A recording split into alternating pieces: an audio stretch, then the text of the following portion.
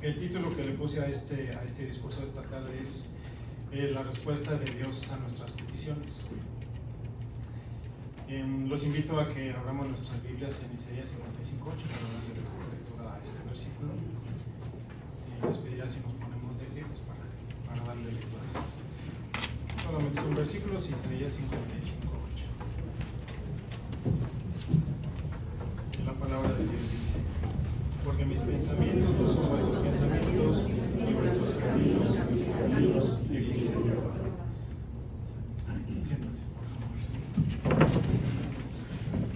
Muchas veces le pedimos a Dios que en nuestras oraciones generalmente terminamos pidiendo: hágase tu voluntad, no la mía. Pero pues la realidad es que siempre pues pedimos nuestros anhelos, nuestras necesidades o algo que nosotros quisiéramos. Pero pues Él en su infinita sabiduría pues nos responde de maneras que no siempre esperamos. A través de estas respuestas aprendemos que el crecimiento espiritual no es un regalo pasivo, sino que es un llamado a la acción, a la fe y a la dependencia, sobre todo en Él. En días pasados, mientras buscaba un tema para desarrollar en esta tarde, me encontré con unas frases, no sé quién sea el autor, no sé, la verdad no sé de dónde provengan, pero la vi esa primera vez hace unos días y como que empezaron a salir un poquito con más frecuencia, ¿no? Ya ven que los algoritmos ahora en las aplicaciones, pues como que uno ve algo, como que le gusta y empiezan a llegar más cosas, ¿no? Entonces las empecé a ver con más guido, pero las empecé a ver con un poquito de diferencia en las frases. Generalmente el contexto es el mismo, las frases son muy parecidas, el objetivo es el mismo en todas ellas. Y pues estas frases que son de peticiones me dieron la pauta para este discurso. Y pues son peticiones que generalmente podemos hacer a Dios en nuestras oraciones y que Dios nos responde a cada una de ellas. Entonces la primera de estas frases la primera de estas peticiones, mejor dicho, es: Dios, quítame los vicios. ¿Y qué es lo que responde Dios? Dice: no, te corresponde a ti renunciar a ellos. Muchos hemos experimentado esto al orar, pidiéndole a Dios que nos quite vicios, que nos quite malas costumbres, que nos quite hábitos destructivos, y sentimos que Él no nos responde o nos responde como no esperábamos. Quizás le hemos dicho: Dios, quítame esta adicción, libérame de este pecado, sácame de esta tentación, pero en lugar de ver un cambio instantáneo, pues sentimos que la lucha sigue. ¿Por qué? ¿Por qué es esto? Porque Dios es un Padre amoroso que nos llama a tomar responsabilidad, a luchar con su fuerza y crecer en santidad. O sea, qué chiste que nos quitaran nuestros vicios todos así, ¿no? Lo que quiere es que crezcamos, que tomemos esa responsabilidad de lo que estamos haciendo y demos vuelta a nuestra vida. Cuando le pedimos a Dios que nos libre de nuestros pecados, Él nos dice: te he dado mi espíritu, mi palabra y mi gracia. Ahora tú debes decidir huir del pecado y venir hacia mí. La Biblia dice en 1 Corintios 10:13: no os ha sobrevenido ninguna tentación que no sea humana, pero fiel es Dios, que no os dejará ser tentados más de lo que podáis resistir, sino que dará también juntamente con la tentación la salida para que podáis soportar. Dios no nos quita la tentación, pero nos da la salida. Muchos queremos ser libres, pero no estamos dispuestos a soltar. Queremos dejar el pecado, pero seguimos acercándonos a Él. Santiago 4:7-8 nos da una fórmula. Someteos pues a Dios, resistid al diablo y huirá de vosotros, acercaos a Dios y Él se acercará a vosotros.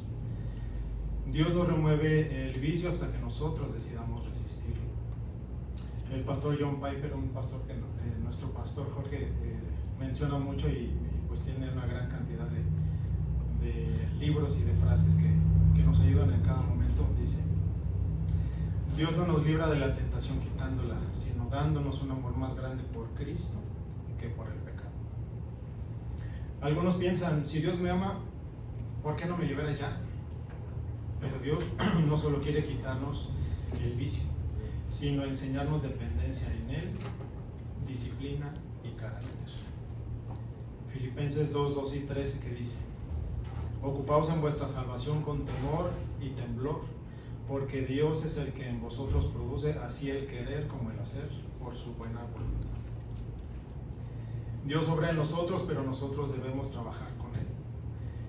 El evangelista Billy Graham enseñaba: la santificación no es un evento, es un camino. No se trata de ser perfecto de la noche a la mañana, sino de avanzar cada día hacia Cristo. La Biblia no nos promete que Dios eliminará mágicamente nuestras luchas, sino que nos da el poder para vencerlas. Huye también de las pasiones juveniles y sigue la justicia, la fe, el amor y la paz. Eso dice en 2 de Timoteo 2:22. La segunda petición de estas frases que les comentaba dice: Dios, dame paciencia. ¿Y qué fue lo que respondió Dios? Dice: no, la paciencia se gana en los desafíos. No sé ustedes, pero yo muchas veces he pedido paciencia. Digo: Señor, dame paciencia, dámelo ya. Pero porque parece que Dios no responde como queremos. La verdad es que Dios no nos regala la paciencia como si fuera un paquete que llega a nuestra casa, a nuestro domicilio, ¿no? A nuestra puerta. No, Él la siembra en nosotros a través de los desafíos, de las pruebas y las esperas. En alguna ocasión nuestro pastor Jorge comentaba: si piden paciencia a Dios, prepárense, porque van a tener desafíos. Y es muy cierto. Cuando le pedimos paciencia, Dios no nos envía un kit de tranquilidad instantánea, sino que permite situaciones donde la podamos poner en práctica. ¿Qué chiste tendría pedir paciencia y que tuviéramos una situación tranquila, ¿no? Donde no tengamos que ejercerla? Por ejemplo, el tráfico. A mí el tráfico es uno de mis puntos débiles, ¿no? Tráfico que nos estresa. Eso es una clase de paciencia. ¿Qué tal un familiar que nos prueba? Eso también es un ejercicio de paciencia. Y las promesas que tardan, pues es un entrenamiento en la paciencia. Dios no desperdicia ningún momento de nuestra vida. Él lo usa todo. Miremos, por ejemplo, el ejemplo de Abraham. ¿Sí me alcanzo a escuchar? Sí. Miremos, por ejemplo, a Abraham, quien esperaba unos 25 años por el hijo prometido. O José, que pasó años en prisión antes de ver el propósito de Dios. Isaías 40:31 nos recuerda: pero los que esperan en Jehová tendrán nuevas fuerzas, levantarán alas como las águilas, correrán y no se cansarán, caminarán y no se fatigarán.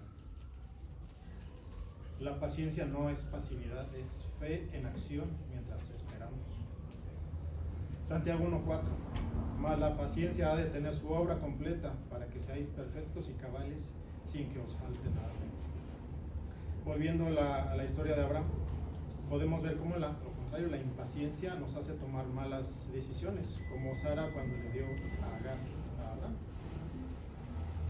Sin embargo, o por el otro lado, la paciencia nos lleva a ver el milagro en el tiempo de Dios, como Abraham recibiendo a Isaac.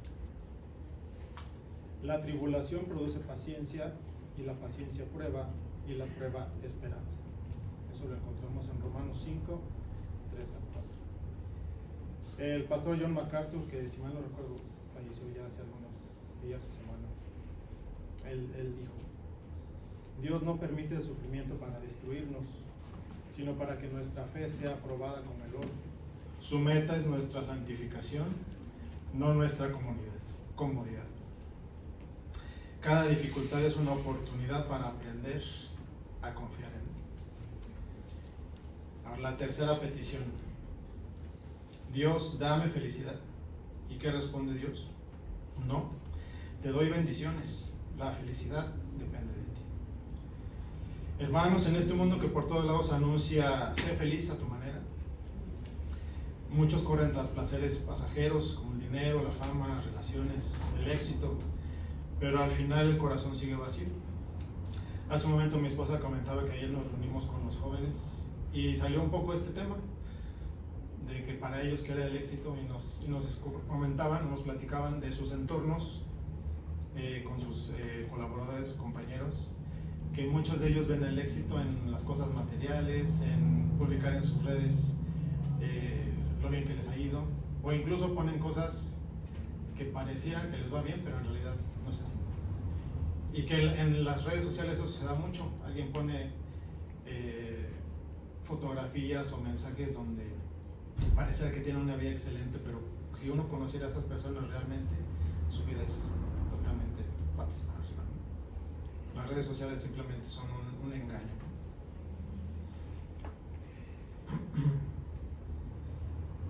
¿Y por qué pasa esto? Pues porque hemos confundido la felicidad, que depende de las circunstancias, con el gozo del Señor, que perdura en cualquier situación. Dios no nos promete una vida sin problemas, pero sí bendiciones eternas. Y la decisión de ser felices depende de nosotros. Muchos podemos orar: Señor, hazme feliz, esperando que Él cambie nuestra situación, pero Dios no es un genio que concede deseos, es un Padre que da lo que necesitamos para su propósito. Salmo 1, del 1 al 3, dice que el hombre bendecido, no necesariamente feliz, es quien deliberadamente se aparta del mal y se arraiga en Dios.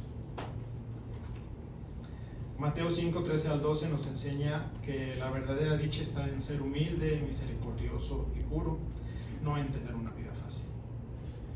El pastor John Piper dijo: Dios no está comprometido con tu felicidad mundana, está comprometido con tu santificación, que es gozo supremo en Él. ¿Qué escribió Pablo en Filipenses 4, del 11 al 12? He aprendido a contentarme cualquiera que sea mi situación. Todo lo puedo en Cristo que me fortalece.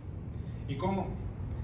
Pues eligiendo agradecer, como podemos ver en 1 Tesalonicenses 5, 18, confiando en Dios, que obra aún en lo difícil, como podemos ver en Romanos 8, 28, y sirviendo a otros, como podemos ver en Hechos 20, 35. ¿Recuerdan el relato de Job cuando perdió todo, pero declaró: el Señor dio, el Señor quitó, sea el nombre del Señor alabado? El evangelista Nick Vujicic, sí, espero pronunciarlo bien, no sé si lo conocen, es australiano, es una persona que nació sin brazos, sin piernas. Últimamente ha estado, pues se ha dado a conocer mucho porque su ministerio ha crecido mucho. Yo creo que precisamente por esa situación que tiene, le ha abierto muchos lugares en donde ha podido hablar del Señor. Y lo que dice él es, bueno, él bromea, dice: se me cayeron los brazos de tan fuerte que estaba, que se me cayeron. Así, es una broma que él acostumbra a decir en sus entrevistas. Pero él dice: no necesitas brazos y piernas para ser feliz, necesitas a Cristo en tu corazón. El pastor Rick Warren nos enseña: Jesús nunca prometió que evitarías las tormentas, Él prometió: estaré contigo en ellas. Esa es la diferencia entre la religión falsa y el cristianismo real. Cuando elegimos agradecer y servir, el gozo florece. La cuarta petición: Dios, quítame el dolor. ¿Y qué fue lo que respondió Dios? Dice: no, el sufrimiento te acerca a mí. Hermanos, imaginemos a un niño que corre hacia su papá o a su mamá después de que se cayó. Los papás no pudieron evitar la caída, pero pues ahora lo abrazan, lo consuelan, lo curan. Así es nuestro Dios. Muchos hemos clamado: Señor, quítame este dolor, esperando que desaparezca como por arte de magia. Pero a veces dicen no a esa petición, porque en muchas ocasiones ese sufrimiento puede ser el camino más directo a sus brazos.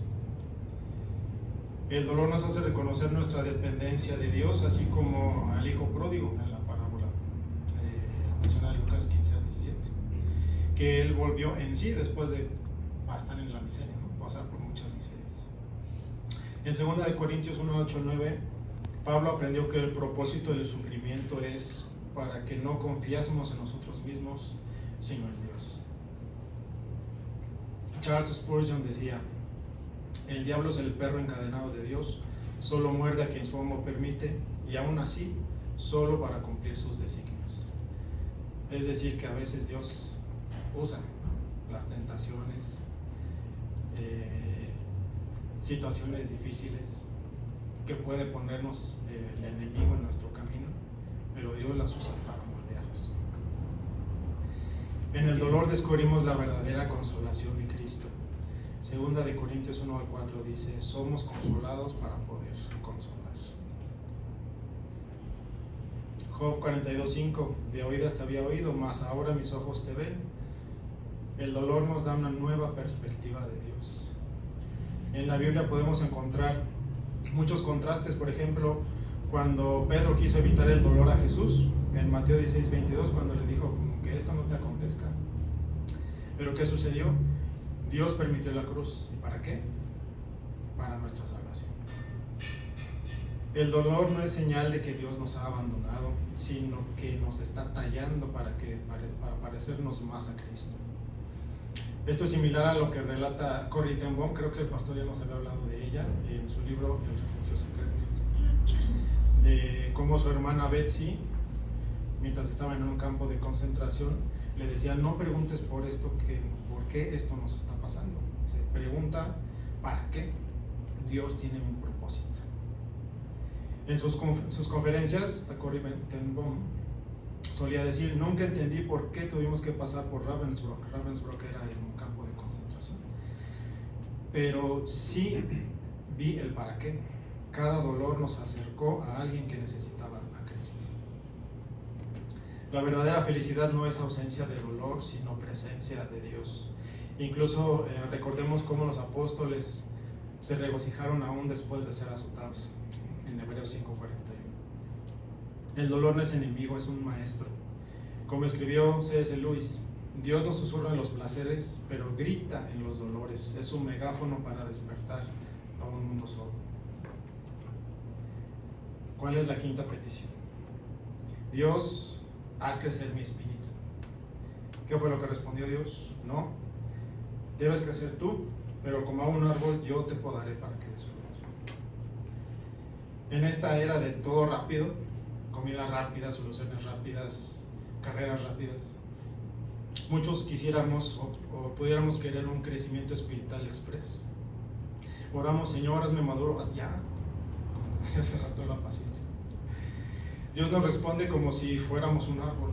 Dice: yo te daré sol, agua, pero tú debes crecer, y cuando sea necesario te podaré. ¿Y cómo podemos crecer? Podríamos preguntarnos: desechando toda inmundicia, como menciona Santiago 1:21, meditando en su palabra, como menciona Salmo 1, del 1 al 2, practicando la obediencia, como podemos encontrar en Juan 14:15. ¿Y cómo Dios nos poda? Podríamos preguntarnos. Pues pasando por circunstancias difíciles, como vemos en 1 Pedro 1, de 6 al 7, como el viento que fortalece las raíces. Mediante la corrección bíblica, como podemos encontrar en 2 Timoteo 3:16. ¿Y qué es la corrección bíblica? Pues todas las enseñanzas que nos da la Biblia, ¿no? Todos los lineamientos que nos da. ¿Y de qué otra forma nos puede podar Dios? Pues con relaciones desafiantes, como podemos ver en Proverbios 27:10, como cuando vemos que el hierro afila hierro, ¿sí? Para afilar una navaja necesitamos algo también de hierro para poder afilar hierro. Estos son instrumentos que pueden doler, pero sanan. ¿Y qué frutos podemos esperar cuando experimentamos esta poda divina? Podríamos preguntarnos también. El amor que perdona lo imperdonable, el gozo que sobrevive a las tormentas, o la paz que puede desconcertar al mundo porque pues, no encuentran explicación a esa paz que nos da, aún estando atravesando circunstancias difíciles. Juan 15:1, del 1 al 2: yo soy la vid verdadera y mi Padre es el labrador. Todo pámpano que en mí no lleva fruto lo quitará, y todo aquel que lleva fruto lo limpiará, para que lleve más fruto. La poda duele, pero es necesaria. Como dijo el pastor Oswald Chambers: Dios nunca permite un dolor sin un propósito eterno. Todo sufrimiento de los hijos de Dios es una semilla que germinará en gloria. ¿Y cuál es la siguiente petición? Dios, dame cosas para disfrutar. ¿Y qué respondió Dios? No, te daré vida para que disfrutes de todo. Imaginemos a otro niño, puede ser el mismo niño o otro niño como ustedes que le dice en su cumpleaños a su papá: papá, dame regalos. Y el papá alegre le entrega un estetoscopio. El niño: ¿y esto qué es? Y el papá le dice: es lo que necesitas para escuchar mi corazón.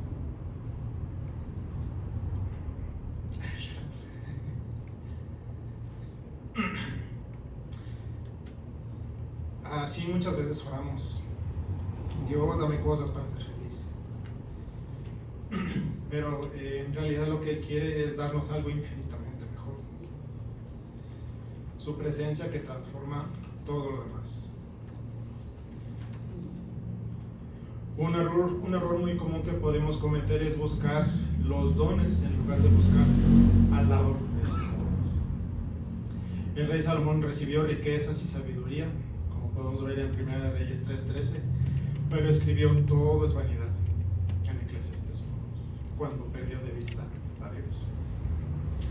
Deleitaos en Jehová y Él os concederá las peticiones de vuestro corazón. Salmos 37:4. Todo es vuestro y vosotros de Cristo. 1 Corintios 3, 21 y 23. Hay 3 niveles de disfrute: cosas sin Dios, cosas de Dios y Dios en las cosas. Las cosas de Dios son un disfrute vacío, como en la parábola del hijo pródigo que comentaba hace un momento. Las cosas de Dios es un disfrutar de bendiciones temporales, pero Dios en las cosas son un gozo eterno. El pastor y misionero Paul Washer dijo: un hombre puede perder todo y seguir teniendo a Cristo, y si tiene a Cristo, lo tiene todo. Jesús no vino a mejorar nuestra vida, vino a hacer nuestra vida, con dinero, sin dinero, en enfermedad, en abundancia. Yo he venido para que tengan vida y para que la tengan en abundancia. Juan 10:10. No deben ser las posiciones, sino la plenitud en Cristo lo que nos satisface.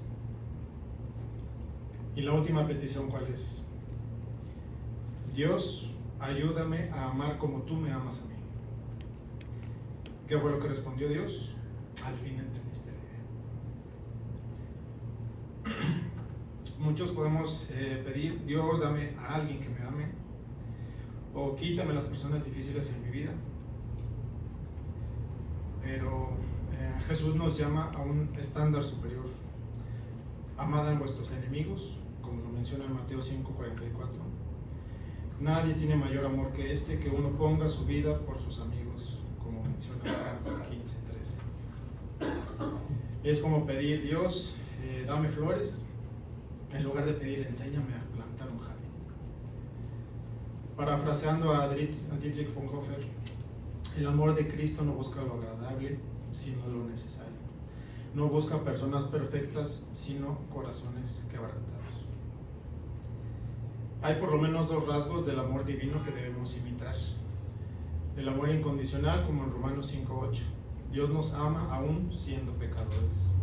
En ocasiones esto nos puede costar mucho, porque generalmente esperamos ser retribuidos, recibir lo que damos.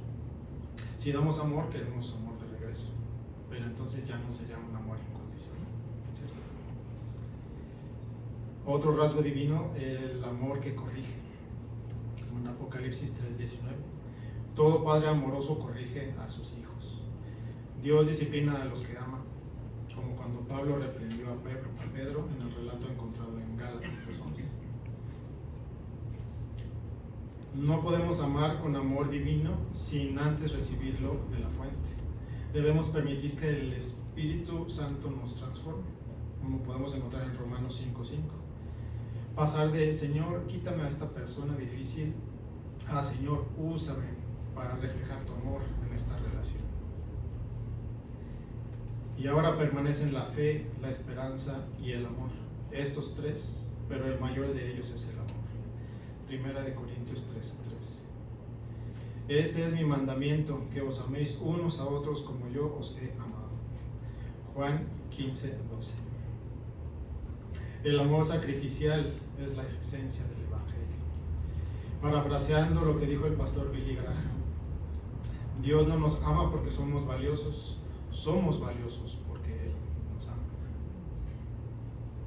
Como conclusión, hermanos, Si estamos luchando con un vicio, con una adicción, con un pecado que nos ata, Dios no nos está ignorando. Él nos está diciendo: yo ya te di el poder para vencer. Ahora levántate, suelta lo que te daña y ven hacia mí.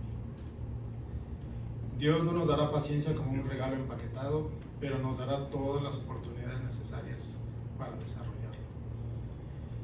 La próxima vez que estés en prueba, pregúntate: ¿estoy pidiendo que Dios me saque de esto o que me forme en esto? Hoy es el día para renunciar a los vicios o pecados. No esperemos a que Dios haga lo que Él ya nos dio autoridad para hacer. Hoy es el día para dejar de exigir paciencia y empezar a ejercitarla. Hoy podemos elegir: Señor, no te pido felicidad, te elijo a ti, mi mayor bendición. Hoy podemos decir: Señor, ya no te pido que quites mi dolor, sino que me des gracia para que, como Pablo, pueda gloriarme en mis debilidades, para que el poder de Cristo more en mí. Eso lo menciona en 2 Corintios 12:9. Hoy podemos decir: no te pido crecimiento fácil, sino raíces profundas. Poda lo que sea necesario hasta que mi vida refleje a Cristo. Hoy podemos decir: Señor, no te pido más cosas, te pido tú en medio de las cosas. No quiero disfrutar de la vida, quiero disfrutar contigo la vida. Así como Jesús encontró fuerzas para decir: no se haga mi voluntad sino la tuya, cuando estaba en el Getsemaní, así nosotros debemos encontrar la fuerza y orar de esa manera a nuestro Dios. Charles Spurgeon decía: la oración no es para que Dios haga nuestra voluntad, sino para que nosotros hagamos la suya. La oración no es un sustituto de la obediencia, es la preparación para ella. Hermanos, Dios no es un genio que concede deseos, es un Padre que moldea nuestro carácter.